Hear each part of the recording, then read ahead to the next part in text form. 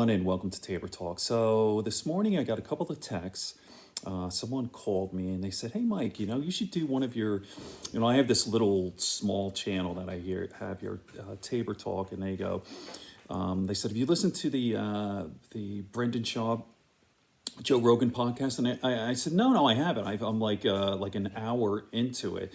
And they said, "Well, you got to check this out," because they know that well, if you follow me, you know that my first broadcasting hero was Howard Stern. I started listening to Stern back NBC days, so that was 1982, 1983.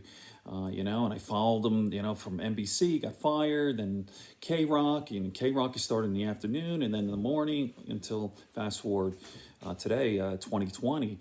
And they said, get like 2 hours into this podcast, Joe and Brendan Shaw talk about Howard and about podcasting. And if you want to throw up, I'll never listen to Howard Stern again. I'm going to play this and then I'll play the tape that they're talking about. And I can't imagine anyone ever wanting to listen to Howard Stern after seeing this. He is the most disgusting, fake, phony fraud. It makes you want to throw up.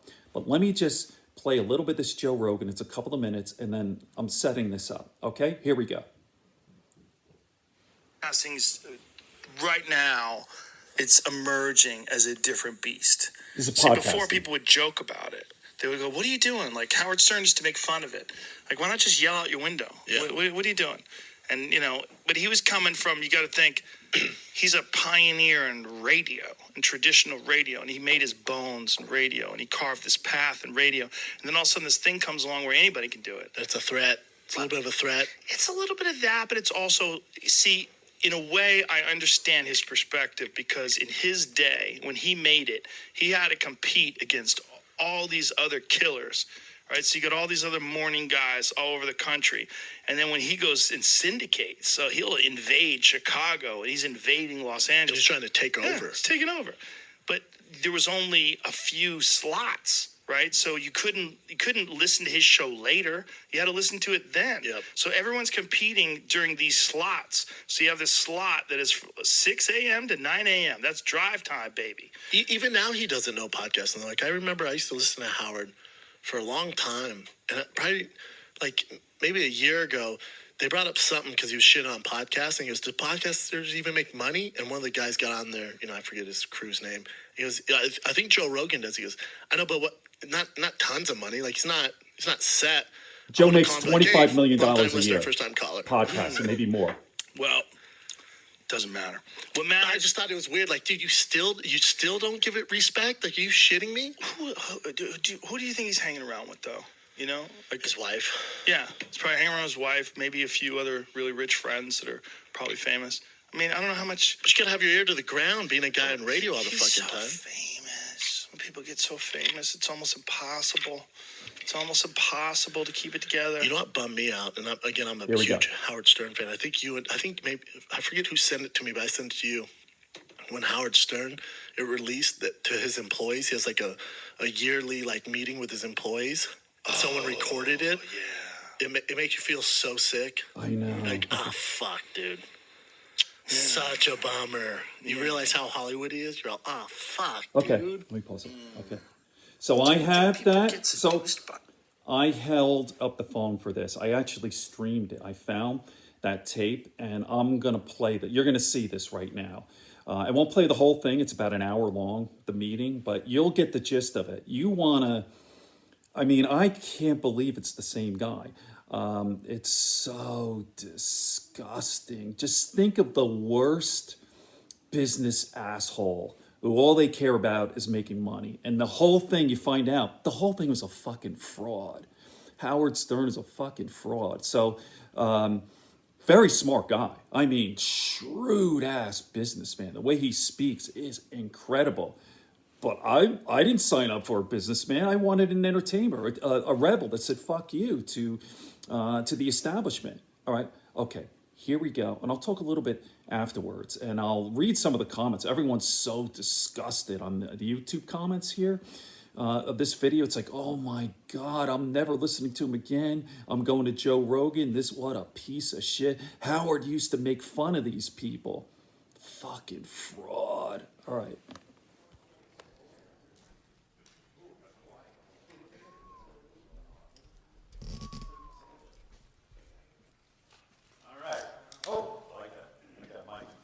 All right, welcome to the summit, Revolution 2013. Where we're going and how we're getting there. The reason for this is simple. Trying to increase communication, making sure everybody's on the same page, and that I think for the most part this whole summit came about because, as many people have said to me, Howard, you know, we work hard, we want to get somewhere, we want to do the right thing. How do we get there? We want to know what you're thinking. So today I will attempt to tell you what I'm thinking. So here's the ground rules for this. Let me make this whole presentation. If you have a question, write it down on your piece of paper, and I will answer it at the end of the presentation. Let's not go to our phones, let's not go to our iPads. This way everybody's paying attention, really listening to what I have to say, and there's no confusion. The reason I ask you to bring a piece of paper and a pen is I want you to take notes on how you can contribute. Because what I've attempted to do today is to really spell out what it is we're trying to do in 2013, but more importantly, what's the structure behind it, and after the structure, who's accountable for what, and who's going to be doing what. And throughout the presentation, I'm going to ask you to write down some tasks that I'm going to ask you to do, and so you have a record of those. So really enjoy and get excited for the new vision. I think this is something we need. I think we're in need of structure. I think we need some sort of new vision for 2013, and it's really important. All right, this is a picture of my office at home. This is how I prepared for this summit. Literally about a month ago, or maybe 2 months ago, I said I am burning up with all kinds of things that bother me, that really fuck me up in the head about what we're doing. And so what I did was I took one of these giant Post-it pads that sit on an easel, and I began to write down what I thought needed to be done for the way I do business, the way we run the radio channels, the way we run the television stuff, the way we run the website. And it's actually quite cathartic, and it's really energizing, and I suggest you do it yourself. And this is what I do. When I go home, this is how I prepare, this is what I do about this show. I have never rested on my laurels. I've always felt this show was very, very important. And so doing this was sort of the birth of what you're going to see on the screen today. So why are we here? The desired outcome. I want to enhance everything we do. Everything we touch, I think, needs polishing. And what my job here is today is to communicate exactly what I want and give you the structure that you need to do it. And you know what? I am guilty of this. People come to me and say, Howard, yeah, I kind of get what you want to do. I kind of understand it. That's why I started writing all this stuff on my wall, because maybe I'm not communicating that. And this should be very clear today. So that's the desired outcome of today's meeting. And what we're going to end up with is clarity. I think this is going to be very clear. We're going to come up with systems so people know where they belong in the organization. We're going to have structure. Every project we choose will have a definite structure behind it, and there'll be accountability, which I think is probably the most important thing I want to get across today. That when we come out of here, and in the next couple of weeks, there'll be accountability. Somebody says they're going to do something, well, we're going to have metrics and we're going to measure it and make sure that they actually do it. So people don't feel alone, that people feel that everyone's doing their job. So here's my vision. Let's go into the area of guests first. This is it for 2013. This was the vision I had in my office. I want weekly an A-list celebrity on our show, and 2 times a week I want a B-list celebrity. We're on 3 days a week. 3 days a week. The show is, as Gary says, dark. 10, 12 weeks, I don't know. We actually do 112 shows a year. This is a very realistic goal, but how are we going to get there? This is how we do it. Let's remind ourselves who we are. And I don't say this lightly. Our show is the #1 place for a guest. Think about this. What is it our show has? 23 million paid subscribers. Who the fuck else has that? We have people who pay to hear a radio show. We had Jewel on today. We go deep into an interview. The woman had an hour. We plugged her new album several times, at least 10 times that I counted. We talked about her life. We had her play, we did a bit with her. We played a song that I wrote. The audience loved it. I know that I'm judging it from Twitter or email. She was endearing. She got her plugs. She reached paid subscribers, people who actually have money in their pocket. And we know that these interviews are very effective. Celebrities tweet, "Gee, best interview I ever had." Fans tweet, they send in emails. "Gee, you know, I didn't like Jewel so much, but I heard her on your show, and she was fantastic." We've had people like Billy Corgan come in, their album goes into the top 10. We've had books that have gone into the top 10. We're pretty amazing. But nobody knows it. We're now on satellite radio, and now that we're in satellite radio, we're in sort of our own little protected bubble. But what's happening is people are forgetting that this is the best fucking medium for any guest to be booked on. Whether they're in the field of books, whether they're in music. Look at what we do for guests. We have a news department that actually promotes them after they're in. We play their shows over multiple times. Who is doing this? But who is communicating this to publicists? If I'm a publicist, I'm not sitting and thinking about the Howard Stern show. I'm thinking about some other fucking show that I see on TV. I'm not in the world of satellite. I don't have satellite in my car. I'm not thinking about satellite. We better start fucking telling publicists and everyone else who we are. All of us, this is all of our job. The theme of today's meeting is, this is everyone who's sitting here job. Not just mine, because you know what? If this show isn't here in 3 years, you don't have a fucking job. We should be blasting it on Twitter. We need to spread the word virally. We had a guy come in who had something called the Ugly App. The dumbest, stupidest idea on the planet. He walked out of our show, all right, maybe not a millionaire, but 100,000-aire. If that isn't the greatest success story in the history of radio, I don't know what is. And who the fuck knows about it? Well, the people in this room. Does Madonna's publicist know about it? Probably not. From now on, we share all of our success with the world. We're going to get the word out in 2013. Billy Corgan's album went into the top 10. He was off the radar until us. You know this. This is fact. Billy Corgan was off the radar. He came on our show, and he sold albums. How does every record company in the world not know about this? Because we're not telling them.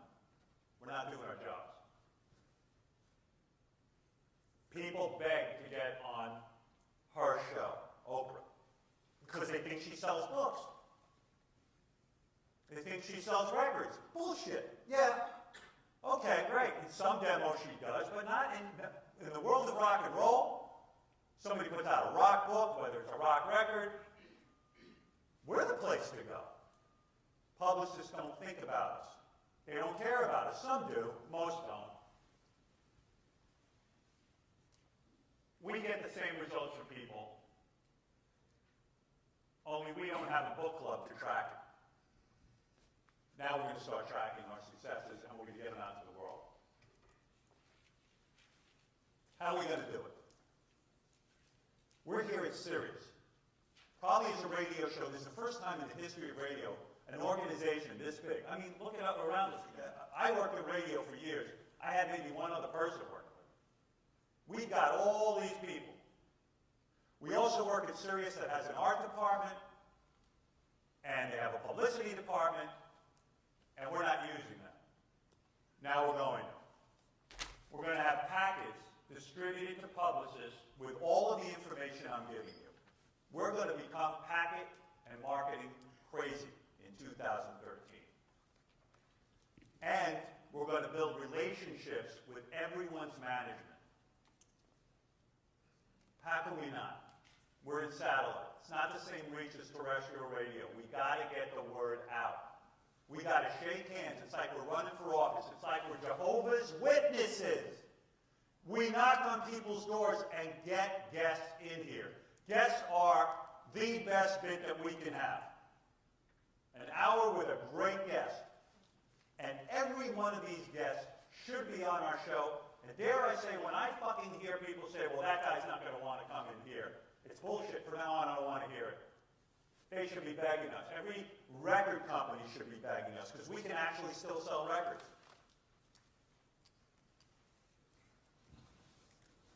Record labels need to know what we do. I've got walls of gold records attributing sales of these records to our show. And today we made Jewel current and relatable. That's money in the bank for a record company.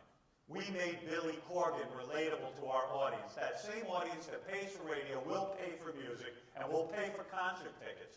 We are so valuable. Record companies should work with us. Record labels should be clamoring for us. And we're not doing our job. We're not telling anybody. I'm going to give you a story. This is a letter, an email my wife got from Jenny Hutt. You guys know who Jenny Hutt is? She does? Okay. Jenny Hutt does a show here on Sirius, for those of you who don't know. I think she has a team of one person, Jenny Hutt. This letter is not that effective in terms of what's written on it, but what it is, it says, Dear Beth, hi, my name is Jenny Hutt, and here's what I do. I have a show coming up on Sirius. I'd love to have you as a guest. Here's the concept of the show. We're looking to interview you on a treadmill. That's our idea. It's called the Treadmill Show. It's kind of a cute idea, and we're doing this. And here's a sample of questions that we're going to ask you. By the way, Sandra Bernhardt's done the show. We'd love to see you. Well, fuck. I want to hire Jenny Hutt. You know why? Because a team of one is putting together this letter. Are we sending letters to people describing what we're doing on the show? No, we're not. We're not. We're not doing jack shit. We make a call. Oh, I don't want to do the show. Okay, goodbye. What about a letter? This is the key to this whole thing. We all pitch in. This is all our show. I'm telling you, it's our show. Richard and Sal. If you think your only job is to make phony phone calls or to sit in a writing meeting with Fred, it's not. Write a creative pitch. News team. What's better for you guys when a celebrity, you can interview them, and you see them on the Howard Stern Show. It leads to news, it leads to ideas, and guess what? If the Howard Stern Show isn't here in 3 years, the news team doesn't have jobs. And I bet you guys this is the best job you've ever had. Pitch, it's a lot of fun. But you've got to help this. You've got to help too. Howard TV. You guys do great production. Why shouldn't it be that if someone says, hey, let's pitch Tom Cruise, why don't we have a couple of 30-second donuts, the best commercials, to show Tom Cruise who's done our show? Billy Joel, David Bowie, Julia Roberts, Paul McCartney. Where's the fucking commercial that we send to publicists? Don't have one. Lady Gaga did the show. We can't ignore something like that. We've got to use that. We've got to maximize it. So I propose that part of our marketing strategy, like Jenny Hutt who sends letters, Howard TV is going to be part of this marketing strategy. And they're going to be making some great pitches. Imagine Howard Stern and an Uncle Sam hat. Howard Stern wants you, and then show them the incredible, in 30 seconds, bam, bam, bam, bam, bam, the clips, this to that. Show them a production piece that tells them a success story like Billy Corgan's, and him selling those records. Where is the marketing push? Why are we not all involved? It's bugging the shit out of me, and I don't know why we're not. So we're going to tell publishers everything. We work with you to reach your goals. We give you multiple plugs. No one gives you as many plugs as we do. We sell records, we sell books, we sell product, we sell concerts. This is a major push for 2013. And then we begin to email people, and we blast them. And by blast them, I mean every month, our team, our core team, is going to make sure that all the key publicists, all the key management, artists that we can get to, are going to be contacted. No one is going to forget that we exist. We are going to be like Moonies. Leverage Friends of the Court. What do I mean by Friends of the Court? Whitney Cummings was doing jack shit when we found her. She was in clubs. She was going nowhere fast. Jerry Seinfeld had a show called The Seinfeld Chronicles that was about to go off the air. He used our show. This woman was nowhere when she did our show. Jon Stewart used to come on when The Daily Show started, and he'd be a regular guest. What happened to this guy? I haven't even fucking seen him in years. On our show. Adam Levine owes us, man. When he was coming in and doing the show, nobody was looking for him before The Voice. And David Letterman, I've done his show, I don't know how many times, probably 27 fucking times, and he's only been on our show twice. These guys are friends of the court, which means they're going to get an email. Hey, you know, happy anniversary. It's been 10 years. Today's the day you were on our show 10 years ago. We haven't seen you. We were there for you when you started. We were there for you the whole time. Seinfeld, we helped you with Seinfeld. Whitney, where were you? Whitney Cummings was just on I don't know, Good Morning America, Today Show. She was on a million shows. She finally has something going on where we'd be interested in her. She's not doing our show. She does it occasionally, but we weren't top on her list. Jon Stewart is hotter than a pistol. Why is he not on our show anymore? Let's ask him. Let's invite him to the party.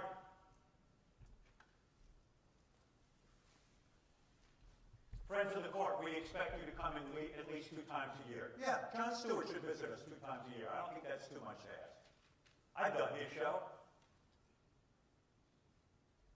We were once your marketing strategy, and now we need you to be part of ours. Payback. Where is the list of people who did our show who we really helped? And why are we not calling on these people to help us in the future? We're talking about the success of the Howard Stern Show. Your job, my job, and this isn't being addressed. So how do we get there? I'm going to put together a core team. I'm not going to go into who's going to be on that core team now. I'm still assembling it, but this is going to be done. It's not like maybe we should do this. This is happening. It's happening by March 1st. There will be a core team that gets put together that regularly strategizes on how we're going to make this part of my vision come true for 2013. I said to Gary recently, I watched a tape of Lana Wachowski, who, I think I'm saying her name right. She's the director of The Matrix.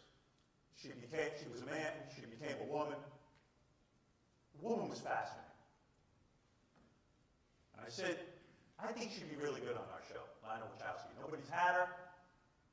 She never does an interview, but she sort of came and did a address to people and was comfortable talking about her transition from being a man to a woman. The thing was riveting. His speech was riveting. It was great. So Gary called her. Her people declined. Guess that's it. Okay, no Lana Wachowski. Bullshit. It doesn't stop there. we should let Lana Wachowski and her people know who we are. That when we're talking to a male homophobic audience, we have a lot of homophobia in our audience, Howard is a regular speaker on gay and lesbian and transgender topics. He has stood up for the gay community. In the case of Ellen DeGeneres, he asked his audience to boycott J.C. Penney. In the case of Rosie O'Donnell, he stuck up for her when she had a gay cruise and she was attacked for it. We have continually made it our mission to talk to a male homophobic audience and convert them, make them understand that their feelings about gay people are backward, and what better way to move forward and to, never mind preaching to the converted Lana, because that's what you did when you addressed the gay and lesbian community. Preach to the people who really need to hear your message the most. And we can craft a continual campaign to get Lana on the show if that's what we decide to do. And Lana should be, approached every once in a while. She should get an email. Hey, guess who we had on today? Guess what we did today? Look how many movie tickets we sold. She's got to be approached in an organized way by this core team. So, who am I talking to? Yeah, the guys who are considered on the radio show, the tapes team, the news team, Howard TV, and where's Mike Morales? There's Mike. I'm talking to him. I happen to follow Mike on his Facebook page. I don't know how many followers you have on Facebook, Mike, but you know what? You're a guy who's passionate about gay issues. You're passionate about speaking out. And what a wonderful get if you crafted the campaign to get Lana Wachowski on the show. Of course, you couldn't have. You didn't know we were pitching her. But I love your passion about gay issues. And you're someone who should be behind that effort, and you should help us craft that effort because you're very effective on Facebook. Unfortunately, on Facebook, how many followers do you have? I don't know. On Facebook, maybe 500 on Twitter. All right, 500 people. I'm talking about getting Lana Wachowski on a show that has millions of people that can really affect change. You work for the Howard Stern Show. Fuck Facebook! You work for the Howard Stern Show. And Facebook is bullshit. It's 500 people. We can reach millions right now. We can affect change. I want all of us working, not just Mike. I thought of Mike because I follow him on Facebook and I know he's passionate about this. But any passion can be pursued through our show. Let's come up with a strategy. David Bowie. New record comes out. Wow. My mind started racing. New record out from David Bowie? Who says more positive things about David Bowie than me? David Bowie, if he does an interview, will probably go on Letterman or some bullshit show like that where they don't say a fucking thing about David Bowie. I'm on here regularly talking about what a genius David Bowie is. Does David Bowie know it? No. How does David Bowie find out about it? Well, maybe he'll subscribe to Satellite. I doubt it. There's got to be an organized campaign. David Bowie's coming out with a new record. He did it by surprise. Boom! Our fucking team is on it. He gets the pamphlet that Sirius helped us create. He gets the Howard TV donut right away. He gets it. His publicist gets it. His record company gets it. His management gets it. Fucking Tony Visconti gets it. Because Tony Visconti, his producer, is a friend of our show. He's a friend of the court. We've done Tony Visconti on the show many times. We send those materials to Tony Visconti. We don't call up a record company or David Bowie's management and say, would you like to do the show? And then when we get our first no, we give up and say, fuck it, and we never have him on. Play him the tape of me. This is what we need to do. We need to have A-list guests once a week. That's how you get them. Neil Young, ongoing project. I don't know, who's talking about Neil Young on a daily basis? What media figure? I can't think of one. It's me. I'm blowing this guy on the air every single day practically. Does he know it? Does he get copies of it? He should be bombarded. He shouldn't be able to go anywhere without this information. Now, when we were on terrestrial radio, this kind of thing happened organically. They hear about it. Satellite was a closed system. Howard TV, closed system. Neil Young should be able to shit without hearing somebody talking about me. Why didn't Neil choose us? I think I saw Neil on Jon Stewart. Now, this is me sitting back in that room. Remember that picture of my room and the sheets of paper? I kept writing shit like this down, to the point of seething with anger. Angry at myself, angry with this crew, because we're not doing this stuff. Now we're going to do it. He chose Jon Stewart over us. I guarantee you, Jon Stewart hasn't spent a minute talking about Neil Young on the air.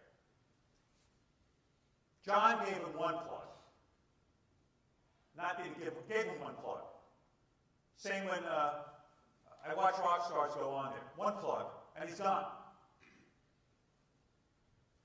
But Neil Young doesn't have any, management's like, fuck it, Stern's dangerous or whatever. Oh, yeah, they're not even thinking about us. We're not on their radar. We got to be on their radar. He doesn't know what we do. He doesn't know that we can offer him a live concert at one of those things that they did for Bon Jovi yesterday on Sirius. We can leverage using all of Sirius with a recording of us. We bribe them. We offer them stuff. We find out what appeals to them. We have to become part of their marketing strategy. That's what professional organizations do. We say to them, what do you need? Here's what we think we can offer. Eddie Vedder's never done my show. I talk more about Pearl Jam, again, more than Jon Stewart, more than David Letterman, more than Jimmy Kimmel. Eddie Vedder, no, we can't get him. What do you mean we can't get him? We know Natalie Main. She's a friend of the court. Let's get the materials to Natalie and say, would you pass these on to Eddie personally? Play tape of me on the air talking about Eddie and singing along to Jeremy Spoke. Show a tape from Howard TV. I think the video is strong, of the lead singer of Soundgarden, that guy when he was on. Those guys respect each other. Someone's got to sit down and think this through. And we're going to be doing that in 2013. So, Kevin Bacon was on. Kevin Bacon, I'm reading the tweets. I wasn't going to watch Kevin's show, but now I am. I really like him on the Howard Stern show. Well, why wouldn't every publicist in the fucking world receive copies of every tweet? With tons of tweets, tons of email. Fred compiles this email all the time. All this positive stuff that comes in should be put on a very attractive-looking flyer, folder.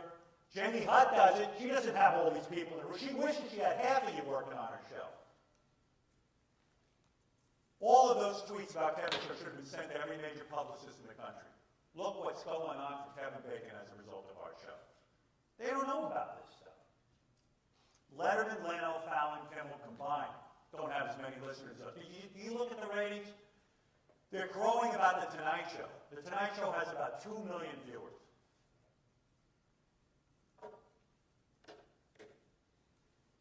If we, in fact, do have 23 million paid subscribers, and what they say is that you can double that amount in terms of who listens, that the average family has 2 people listening to the radio, and if, in fact, we even have anywhere between 40 and 60% of those radios tuned to us, we beat all these guys. Do publicists know that? No. Do they believe it? No. Are we going to convince them? Yes. That's what we're doing in 2013. 23 million paying customers. And I'm going to say 60%. I don't know if that's exactly right, but that's what publicists should hear. They should have it ingrained in them. But they don't.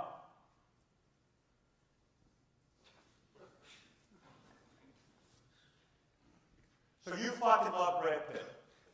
Big deal. What good's that doing me? You've said it on the air.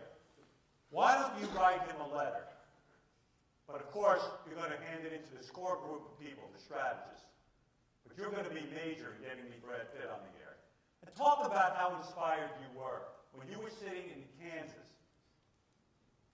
and you saw a guy from Kansas naked, that you were ridiculed because you had posters of Brad Pitt on your wall. You were ridiculed on our show. And that day that you started crying or something in the studio was phenomenal. Send it to him. We got video. We have a television channel that records all of this. Brad Pitt should see that. And you should write him and say, Mr. Pitt, I need you to come in here and defend me. I want you on the show. And our core group of strategists are going to get that letter to him.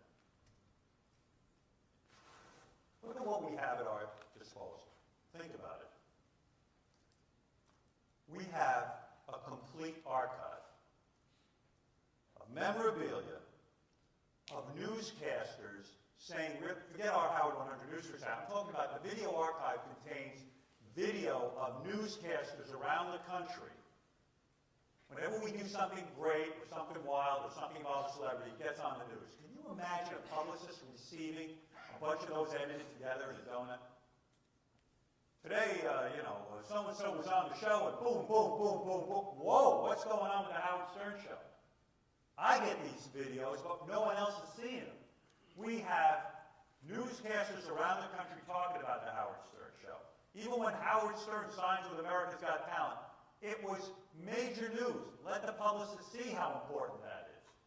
We have an articles archive. We can pull and make these pamphlets up, these email blasts. If people would go into the archives, they'll have everything. Tracy takes this stuff and organizes it with Chris. We have, what a great clip from Private Parts. Remind people that it was out there. Part of the video presentation that Howard TV should be putting together includes the movie Private Parts, a little something to be broadcasting into the various guests we have, into the various TV shows around the country talking about us. You know, recently I was watching a tape, Rachel Ray's in there. I was listening to the Howard Stern show this morning, and I heard Kevin Bacon on there, blah, blah, blah. Whoa! That's hundreds of thousands of dollars of advertising for Kevin Bacon.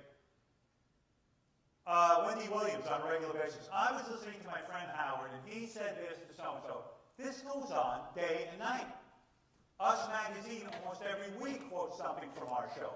That should be lifted and turned into a PR piece. Come on. Look at the news we're making here from satellite, and these guys who are in control of these guests don't spend a minute thinking about us. So your boyfriend, Rush Limbaugh, you're passionate about him. He's not. Okay, but you enjoy it. You've been attacked on this show. You are the guy who says, I'm the lone conservative voice on the show. In a sea of liberals, Mr. Limbaugh, I want you to know I've been fighting the good fight. What dramatic radio would be if Rush Limbaugh showed up on our show. It will make news all over the place. More news, sales for Howard TV, ensuring your job, sales for Sirius Radio, and great radio for us, ensuring all our jobs. You should be marketing that campaign. Mr. Limbaugh, I can't fight this fight alone. It would be legendary radio if you came on the Howard Stern show. What do you say? Let's plant the seed. It would be great. I would love to interview Rush Limbaugh. It would be great, and the media would love it. And then more media attention, more blasts out to publicists, and we become the place that not only is talked about, but that becomes the place that publicists, management, they know who we are. They're getting all of this information, and they're like, hey, maybe we should go on the Howard Stern show and take a chance. Here's your letter. Take these maniacs on with me. Send a short video of your classic arguments. Yeah. I love when you get on and you argue passionately. Why shouldn't Rush Limbaugh see that? Go, hey, you know what? This might be kind of fun. I'm gonna walk in there. There's my angle. I'm gonna come in and defend Scott DePace after all these years. What great radio. And guess what? You got a job. Howard TV's going to be around. Because I don't give a fuck what anyone says. If people start hearing that Rush Limbaugh was on there, they'll want to see it. Okay. I cut it off there. What I'm going to do is I'm going to embed the link right in the comment section here on my channel. I'm just taking a picture of my my living room here. So it's grotesque. It's nauseating. I mean, it's just a brilliant guy. I mean, look at his presentation. It doesn't get any better than that. But all he is a business asshole. That for all the decades, the whole thing was a fucking sham. And what, $100 million a year? What a piece of fucking shit. Total disappointment. Okay. There you go. Good friends, good books, and a sleepy conscience. Oh my God, I still can't believe it.